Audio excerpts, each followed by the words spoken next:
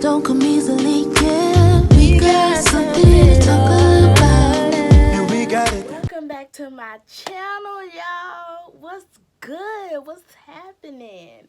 Like, how we doing on this Good Friday? Yes, Friday for me. This Good Friday. Y'all like my hair? I took my time with this thing. I didn't do it, actually. A girl in my area did it. And she the baddest. The baddest. She's the only one I go to all the time. But today, as in the topics, we're going to be talking about, I'm going to just jump right in the video. We're not going to even try to do a full intro because I done did this intro 15 million times and this one better work. We're going to talk about failing and failing in school. Right now, I am a senior at my college, but it has not always been easy. I've failed a lot in school, not just college, but high school, elementary school period. But as I got older, I cannot control that beeping. I found out failing was the biggest blessing for me, actually, because I learned how to push through failure. And that is kind of one of the hardest things to do, especially at a young age, how I had to learn how to push through failure. Because we don't always want to fail. And I was that kid that I always had to work 10 times harder than one next to me. Like, that person can get it easily. But over here, I got to do 30 million different things before I can get it. You know what I'm saying? I'm going to be reading from this because basically this is my script. Because as I was laying in the bed, the Lord revealed to me, talk about failure. Because not a lot of people on YouTube that I saw speak about failing and saying that it is okay to fail. It's actually better to fail than to always win. Because when you learn how to accept failure, you'll appreciate the times you win. And I had to learn that the hard way. Failing kind of started because I've always been a terrible test taker.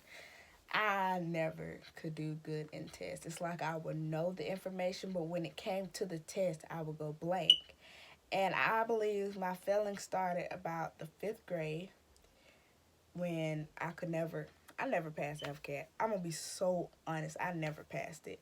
But because I was book smart, it was easy for me to pass school. And that's the time where schools matter about the grades rather than the testing. And I wish they would go back to that because there are so many kids that are book smart, but they are terrible test takers. And I was one of those kids. I made all A's, but I was a terrible test taker. So, like, especially if it was a big test, I was a terrible test taker. So, test was my biggest downfall. When I got into high school, there's a test that we have. I'm sure everybody has it. But in order to get into college, you have to take the ACT. Now, the first time I was in about 10th grade, 10th grade, and I made a 19. But I didn't pass, like, either I made 19 or 17, but I didn't pass the reading. To graduate high school, if you did not pass FCAT, you must pass the reading in ACT. They replace it. So I took that test the first time, and it wasn't a big deal because, like I said, I was in the 10th grade, and I needed that test for 12th grade. So I had a whole bunch of time. But there were times when I got into the 12th grade or close to the 12th grade, it was like I was constantly failing. And I took that test about 6 or 7 times. Not gonna even lie to you. It might not even been there, but it felt like 600, 700 times I took that test. I would get good in science. I would get good in math. There was another one I would get good in, but I could never pass reading for some reason.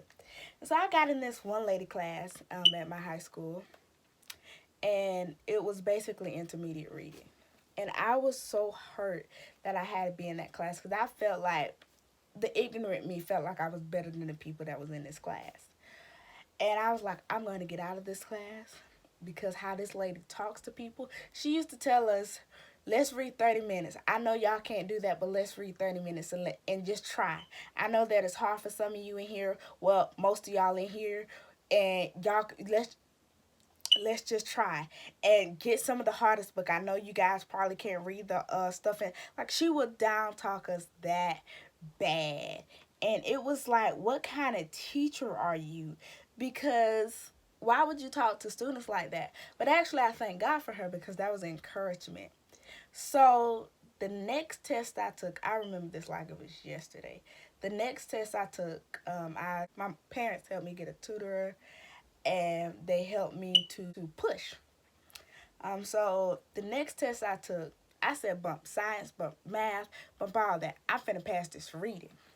And for some reason, it was my season because that reading was so easy to the point I'm like, now what was all this on these other tests and I could have been passed? Why all of a sudden now? And it didn't dawn on me then, but I should have recognized that when it's your season, it's your time, it's your time. But when it's not, sit back and congratulate those others for their time. Because when yours come, it's going to come and it's going to overshadow everybody. But you got to be willing enough to sit back and congratulate others while you still going through. Even if they don't congratulate you. Learn how to congratulate people that don't congratulate you. So the test was easy. So then a few weeks went by and I remember going to the bank with my mom. And my mom basically said, Simi's my nickname. Simi, did you check your ACT scores? And I said, no. Because, I wasn't thinking much. I was so used to failing, I had got accustomed to thinking I probably failed anyway. How? And she was like, well, just check it to see. And she went into the bank. And I saw a 22 in reading. Y'all, when I said I got out the car and started to shout and praise God for the work he has done, because I'm like, ooh, thank you, Jesus. I can graduate. I can get out of that class. I don't have to worry no more. That kind of introduced me into failing in college. And that's when I had to learn all that back there was nothing. Like failing in high school and failing in elementary is completely nothing to failing in college. Because college is something you have to be serious about. High school you have to be serious, but college is a whole nother level of failure that you experience. Like before I majored in accounting, I was majoring in nursing. And I think I started to feel the AP class. And what would hurt me so bad was I would study so hard for this class. I would study day in and day out for this class. Every night, staying up 3 a.m. I might cry. Staying up to 3 a.m. studying. And then I would get to the test. And there would be a few things I know. And then I would try to have this encouragement. But then when it came back,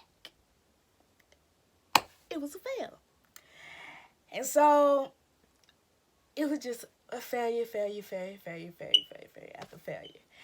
And I could not understand why this was happening to me. I'm like, what did I do to deserve this much failure? Like, I can't even pass a test.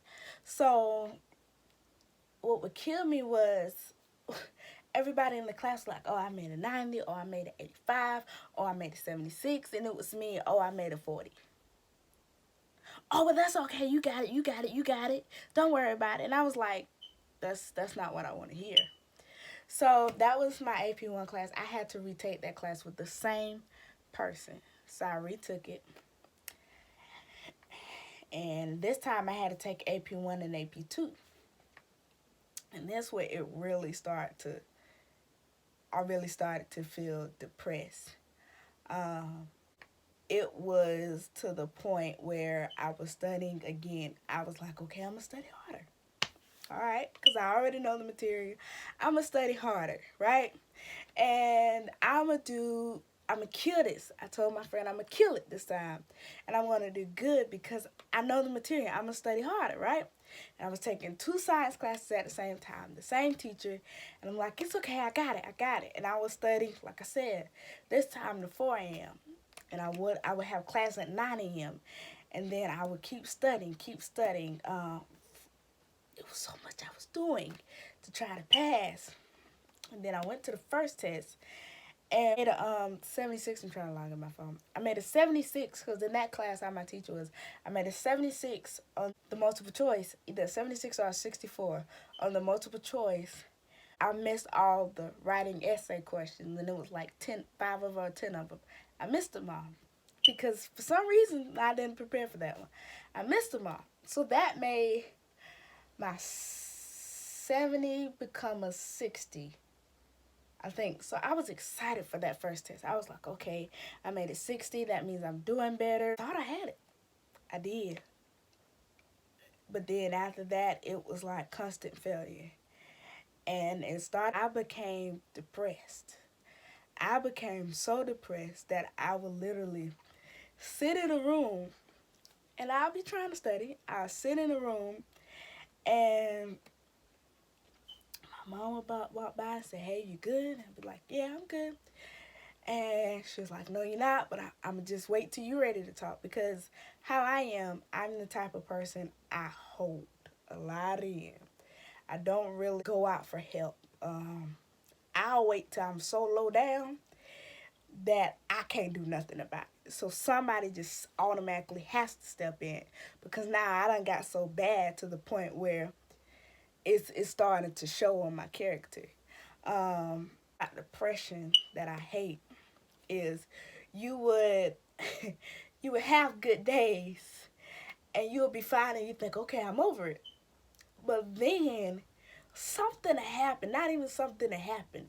You would just get alone and all of a sudden it seemed like it just come out of nowhere. Hits at night, it's like your mind stay running and you just stay thinking the craziest things. And it's like, if I could just rest, I would take 3 hours of rest. If I could just rest, I mean, I feel like a new person. Like constant restless night. And I told my friend, if I don't pass these classes,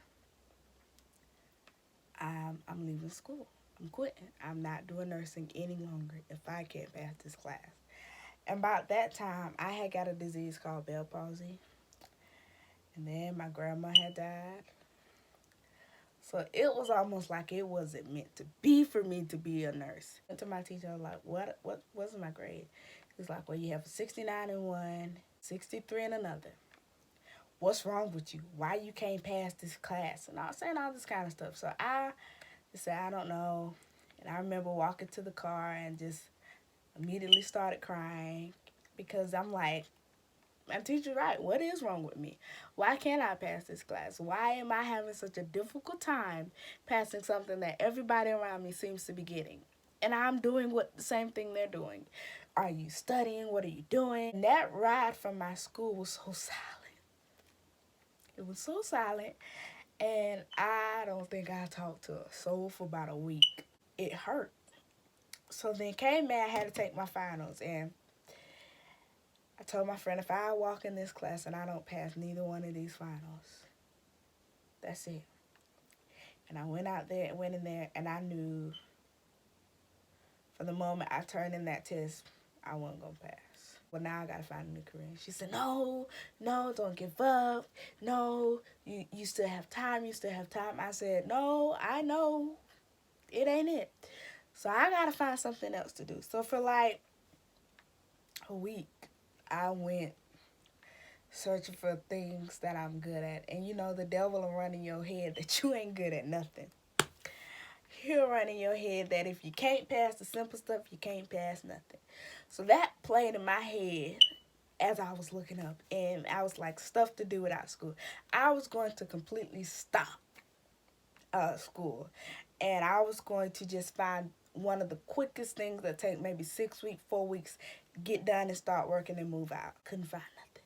Everything was you had to go to college. That's when I learned I was good at accounting. I knew I was good at math, so I said, hey, let me try accounting. I enrolled for my first accounting classes, and this is where I tell people, you know when it's not for you. Everything don't come easy, but you also know it's not for you when it don't even come at all. You gotta know how to read God's sign. Birthday trip, and I went to Atlanta, and my cousin was like, I said, you know, my parents don't agree with me switching to accounting. And this replays in my head every time. they not clocking in for you. They not going to be doing them 30 years like you. So you better find you something that makes you happy, because at the end of the day, it's going to be your name on that thing, not theirs. And I kind of sat back, and she really don't know how much she inspired me that day. She said, well, people and parents don't realize nursing and being a doctor, the only way how you can make 7 figures. There's other ways. Counting at the other college I was at, I started to get a job call. So I went to this job and did the interview. Everything went smooth. Left the interview, and then he called me back and said, hey, can you come back real quick? And I said, okay. So I came back, and he said, I want this man to meet you because you told me you were an accountant, and I want this man to meet you so that you can tell him he's our head accountant at this job. I went in there, and this man come in. He said, so how long you got to be an accountant? I said, oh, about a year and a half, maybe 2. And he said, He said, well, we are creating a big accounting side on this side, and we want to know if you would like to join. He said, but I want to wait till you finish graduate. But when you graduate, can you come back here? So I was like, yeah, sure. He was like, because we would love you. You look like you hardworking and you could do it. I said, yes, sir, I can. So I leave that interview, car, and I started crying. Because I said, Lord, is this all it took? Was for me to find the right lane? You have to be okay with failing, because failing just help you figure out where you should go and how you should move. Failing is not meaning just stop it completely. No, it means just readjust yourself. And if that didn't work, try something else. And maybe it'll work. I wouldn't have did that nursing. If you just would have told me this is what you wanted me to do, I would have forgot about nursing. I would have forgot about it. But you have to go through some things to experience the true beauty of failing. Because I thank God for that. Because now, when I fail, that I'm farther than what I used to be. Because I done graduated with 1 degree, I'm on my 2nd degree. Everybody don't have that. Everybody's not in the same lane as I am. So I'm okay with failing. I am okay. I said, because I thank God that it happened, because now I know how to approach this and how to go harder. I have to thank God for my parents, because when I did fail, it would be like, nope, let's see if that there's another class for it. Immediately after me saying it, they would be like, nope, let me go see if there's another class. And before I can officially finish what I was saying, my mom had enrolled me in the same class for the next semester at a certain time. And then she came back in the room and was like, so you'll be taking this class around this time. And I was like, can I have a break? But she said, if you take a break now, you will never get back to it. So we finna get back to it. So you got the information in your head. You won't quit. So when you take the test, you'll already know the stuff. It's so easy if you push through it and keep walking and keep trusting God, instead of just stopping and completely giving up on yourself. If I would have threw in that towel the first time I had failed, if I would have thrown that towel, I would not have graduated. I would not have been almost a senior. Well, I am a senior, graduating almost with my bachelor's in December. I would not have been doing any of that, because I feel like it brought me to a closer connection with God, because now I understand that all you have to do when you pray for something, you got to trust that it happens. You can't pray for something and then don't have faith in it, because it's like wanting to go to a job, and you take them an application, but the application is blank. You're giving them something they can't use. You're basically giving God a blank prayer. Because if you have no faith behind the moment when you make that prayer, then it's like a blank prayer. What I'm going to do with this? Because you don't believe in it. So why should I even move according to the prayer? Because you got to believe in the things that you pray for. And then you also got to have faith and wait. Sit back and wait, but don't wait and do nothing. And I had told my mom, having faith is easy to people that don't go through nothing. But when you going through some things and that's all you got to lean on. But that's all I had to lean on was faith. And I learned that faith is not as easy as you claim it to be. Faith is not as easy as people walk around. You're not going through nothing. You're not struggling. Tell me how it is when you're going through something and you're struggling. You know what I'm saying? Then come back to me and say faith is easy. Because you're going to look at me and say faith is not easy. So I always tell people, be okay with failing. Be okay with saying, hey, I didn't pass. Hey, that hurted me because I didn't pass. Instead of burying everything that you feel. And what people don't know is that it takes time to heal from stuff. But if you don't release it verbally or writing it down, but release it anyhow you can. If you don't do that, it'll take longer to heal. It will take longer to process. And my grandma's death actually pushed me to like, okay, you can't quit now. You made a promise that you was going to finish this thing, so finish it. And I thought that I was done. Failing had made me feel so low down to the point I didn't even want to bother. My mind was so full of negativity.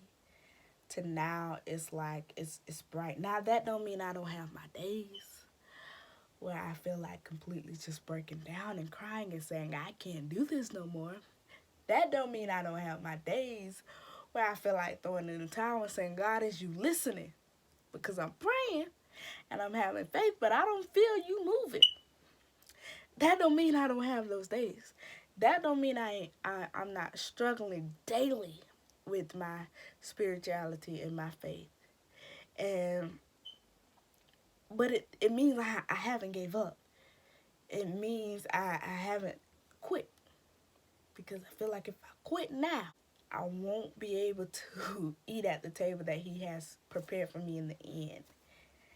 And like I often said when I was depressed, I would say to God, I feel like I'm walking through a tunnel and things fighting me. And I'm trying to figure out what I'm fighting. And I may cry because I always used to tell myself, I'm trying to figure out what I'm fighting. And it's dark. And I'm steady fighting and I feel like I'm losing. But somehow I haven't died yet. But I'm steady putting up this fight. Because I know if I keep fighting, I feel like I ain't going to die. Or something is encouraging me that I won't die.